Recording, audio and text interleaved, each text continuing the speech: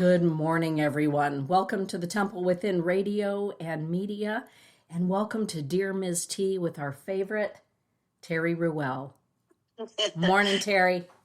Good morning. Thank you, Dana. And good morning, dear friends out in Radio Land. I'm sending you much love from Fayetteville, Arkansas this morning. I know these are turbulent times we are in, and we are all in need of healing and love energy. And it is really storming here, so it may get a little loud. We're having our April storms, so they'll bring the Mayflowers, though, right? So we've been talking about and doing meditations on healing our inner child from infancy and toddlerhood and preschool age. And I thought it might be helpful today to give you a better idea of how to identify if you have toddler wounds or preschool age wounds. And a lot of this work is from John Bradshaw's work, which I think we've talked a little bit about him. He's one of the pioneers in some of the experiential inner child healing work. He's transitioned now, but I still love his work, and I still go back to him and Claudia Black and Sharon Whitescheider Cruz, and there's just a lot of really good ones out there. Melody Beattie is great for codependency work. So I know this is, really hard times we're living in, and this might seem like heavy work to try to do right now, but I think healing our inner child can help so much in coping with all the turbulence of these days, because our inner child is the one that reacts the most to the feelings that we're going through, because, our child is where our feelings live. And we've talked about, children are just a bundle of feelings. That's what they are. And especially during infancy, toddlerhood, and preschool, because we don't really start being able to think logically till 7 or 8. So we're really just totally in our feelings and in kind of what we might call magical thinking. So how do you identify if you have wounds from those stages? Well, the degree of wounding runs from 1 to 100. So the severity or mildness of the wounds is going to be different for everyone. And even when you do the meditations, if you want to, you can rewrite them to a more specific of what your childhood memories were. If you lived in different places than might have been talked about in those meditations, you can record that meditation rewritten to more for yourself, and then listen to it that way too. And that would be a gift to give your inner child, and might help with your particular healing. There's a Chinese proverb that I like. That is, to me, it talks to reclaiming our toddler self or healing our inner toddler. And it's very short. It just goes, "He who tiptoes cannot stand. He who strides cannot walk." And it really is toddlerhood. It is all about where we start to learn balance in physically, emotionally, maybe not so much in our thinking, but in the way that we react or respond to our environment and our feelings. Because when you are in your toddler stage, this is when you're really into black and white thinking, all or nothing. This is how toddlers feel the world. So learning balance during this time is so important for the toddler to be able to experience that their parents can both be angry and happy, and that their parents can be upset and loving, that things are both and that they can still be safe in all the both and the either ors. So we can start with, I'll ask some questions, and these are, if you answer yes to this, that's going to give you a pretty good idea that you might have some wounds from the toddler stage. Your inner child toddler might be wounded. Like I say, it could be, seriously or mildly or severely. So if your energy just feels stronger with a yes than a no, then that's probably a yes. Most people don't really remember specifics in their growing up time until about 7 or 8, except for the traumas, because anything that, especially if it's life-threatening, which to a child, remember, if they don't feel safe, that's life-threatening because they are totally dependent on the adults in their life. So if you, like I say, have a stronger energy towards yes or response or reaction, then it probably is, even if you don't necessarily remember any certain specific things.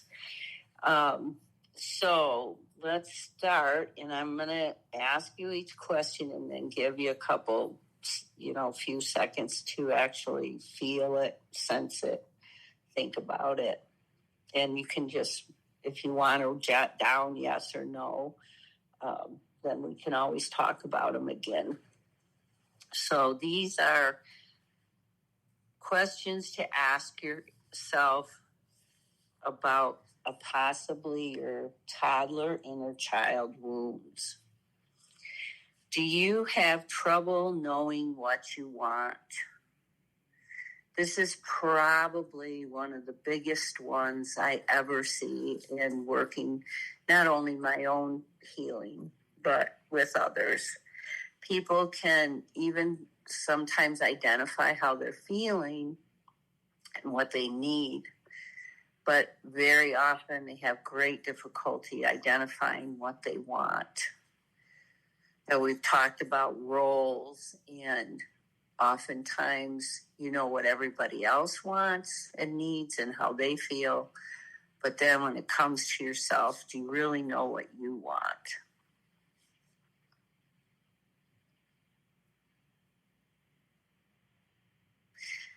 Okay, the second question would be, are you afraid to explore when you go to a new place? And that can be from not even wanting to ever go to a new place or leave home to, I'll go, but then I get there and I'm very hesitant to venture out very far. Or I just take off and without really having any plan or knowing how I might get back.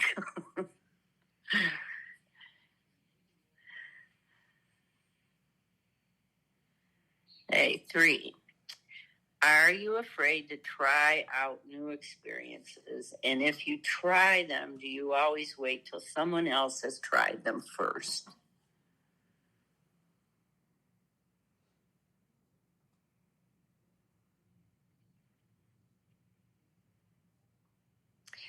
Four, do you have great fears of abandonment?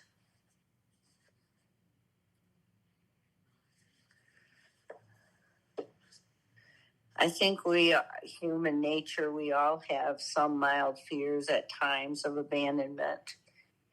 But if you feel like that has been a reoccurring theme in your life, or struggle or fear, that is from your toddler wounds. And these are, like I say, to help us know maybe what inner child stages we want to give more attention to. The next one would be, in difficult situations, do you long for someone to tell you what to do?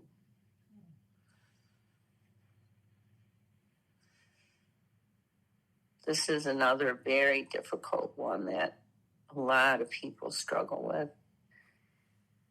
Very scary to make decisions until I really know for sure it's the right one. I'd rather just have someone tell me what to do.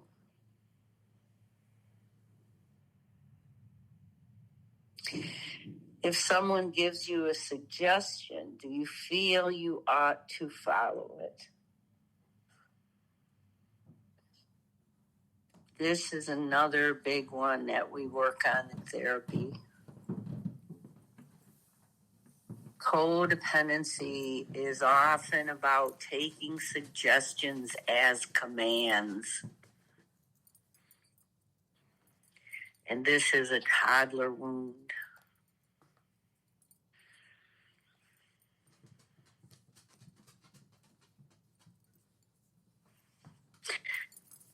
The next one would be, do you have trouble actually being in your experience? For example, when you're on vacation and looking at an exciting sight, are you worrying about the tour bus leaving without you, or what you have to do next on the agenda? Or can you actually be in your experience?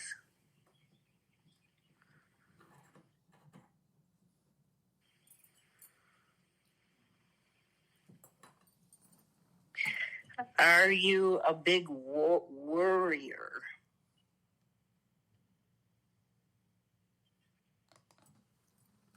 Is it hard to not worry?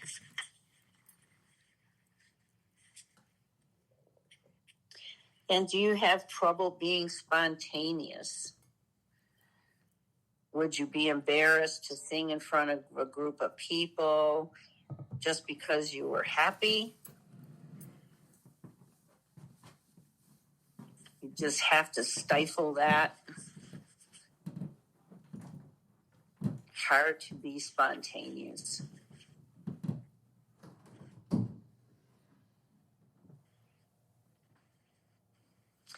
And here's another big one. Do you find yourself in frequent conflicts with people in authority? Of course, we all know about toddlers having temper tantrums, which is part of that struggle for balance, knowing what to do with all these emotions.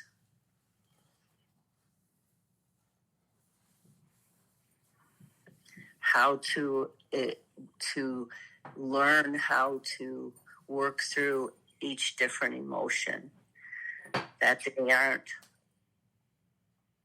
all or nothing, that I'm either all happy or all sad and it's the end of the world, because that's how they're experiencing it. This is the time when toddlers try to figure that out.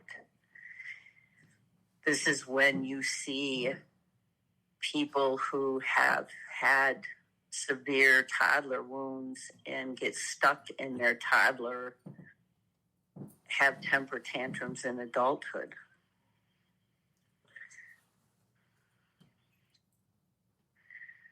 And that can lead to even more serious disorders, like malignant narcissistic sociopathic behaviors.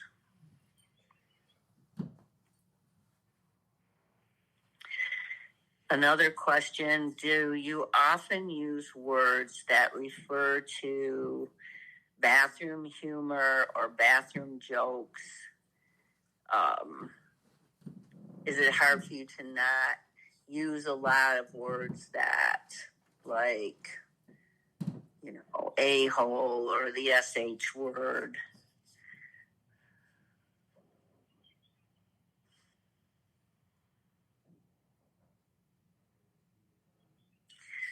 Okay. Are you often accused of being stingy with money, love, showing emotions, or affection?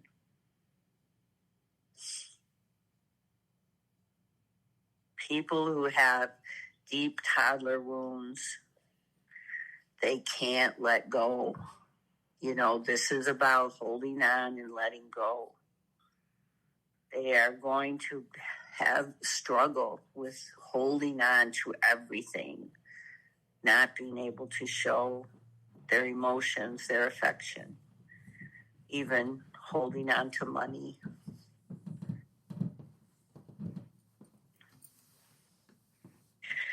Do you tend to be obsessive about neatness and cleanliness?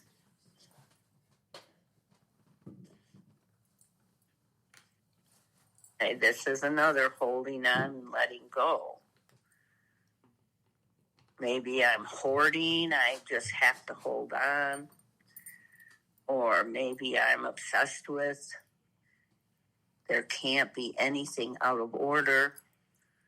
It's very hard to not have some compulsive disorder come out of toddler wounds when we've had serious toddler wounds until we heal them.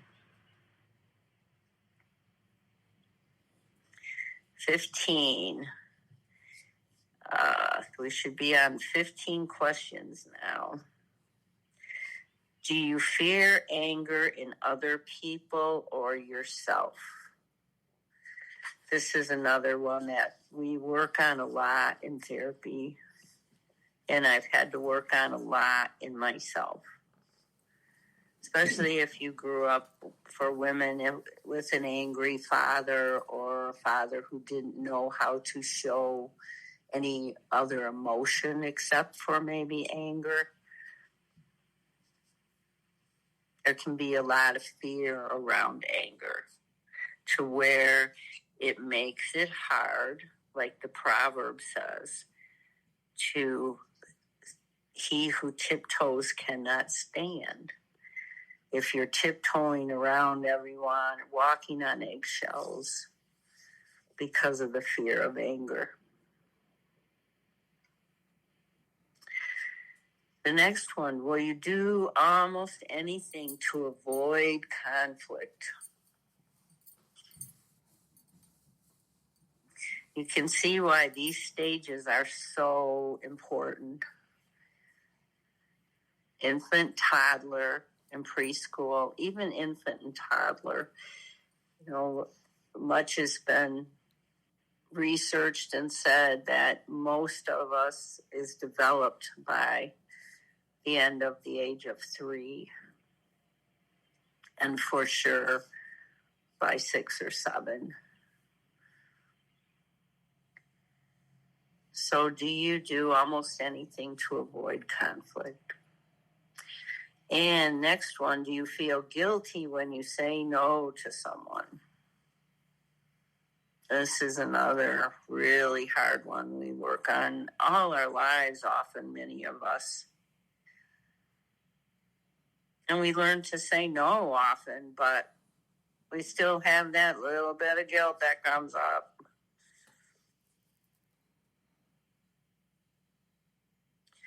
Do you avoid saying no directly, but often refuse to do what you said you would, and you, in a variety of indirectly and manipulative, passive ways, you get out of it because it's just so hard to say no directly. Terry, Del Marie is asking if you would elaborate more on the compulsion or compulsory.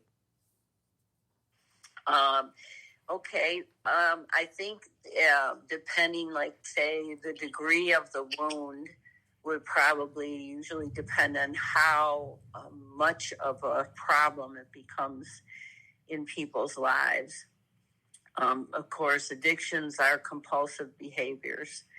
They're anything that creates a painful reaction to where the child has not been taught and helped to find a way to resolve those feelings. They're going to do something indirectly to cover that feeling, whether it's fear, usually it's fear, something of not feeling safe. So whatever we can do indirectly to cover pain, for some people that's eating, for some people that's cleaning, for some people it has to be something to like obliterate all feelings. So they'll turn to alcohol or drugs, something stronger. Sometimes it can be talking compulsively, just start talking when somebody is scaring you, trying to, change the subject or just talk your way out of it. What happens is, like we talked about, I think the nervous system going into that fight, flight, freeze, or fawn mode. And so the compulsive behaviors come out of the nervous system being triggered into overdrive like that. You're going to either try to find a way to fight. Compulsivity can be rage. People can become compulsive about just going right to rage and backing a person off by the anger. It can be going to, a flight where you just try to do something compulsively, whether it's, say cleaning or biting your nails. It can be something mild to something like hoarding or addiction, something that really interferes with your life and makes it difficult to function.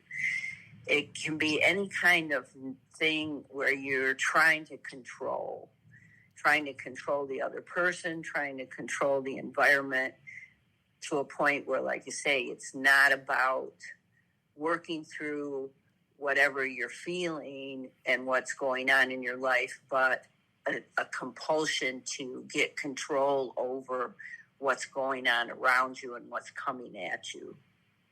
Thank you, Terry. That kind of covers it. And the fight, flight, freeze, or fawn, of course, the fear can be, people can compulsively just freeze and not be able to do anything. And that can be even like to the point where they're being beat up and they can't run away. And the fawn is kind of one we've added to help people understand that people can compulsively just start to people please, to try to calm a person down, to try to do whatever they can to just make the other person feel better, get them out of their feeling. Does that sound like I just learned a whole lot right there myself. So thank you, Del, for asking for the clarity. Yes, please jump in anytime. I appreciate it.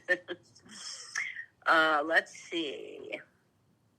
Do you sometimes go berserk or inappropriately let go of all control? Well, I always blame that on PMS, but I think there is a real part of that. We are chemicals too, and hormones control everything. So yes, sometimes it's just chemistry, and it's very hard to not just kind of lose it, But if it is a way that happens to you, more often than you think would be, referred to anything else, where you just can't feel like you can have any control over yourself or your emotions or your reactions, then that's something that is probably a toddler wound.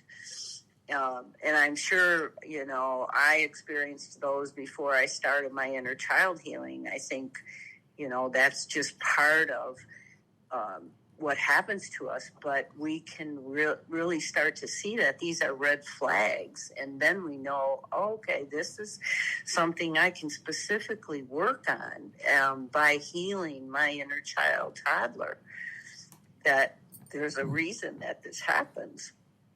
And, it's about that being curious, not judgmental, not just with others, but with ourselves, that this happens to all of us. I think very few people have had, perfect childhoods because nobody knew how to do this in the past. Right. Well, So and Dell is making an additional, comment or question. How do you differentiate between grief and inner child work and healing, or can they be the same? That would make a wonderful show for you to do, Terry, because that's a great question. It is, and we could do that because in many ways it is the same. Inner child healing is grief work because these are all losses but it's complicated grief work, so it takes some more special, specific attention to it than another kind of grief work might, where like if someone loses a family member to suicide, that's a particular complicated kind of grief work that has its own questions and its own trauma. So, it is grief work, but it's also specific even to each individual's trauma. So, that's why individual therapy can help so much, because you want to make sure that it's not so general that the person isn't able to heal the specifics that affected them. And it will be different even for each child in the same family. It's good stuff, Terry. Oh, good.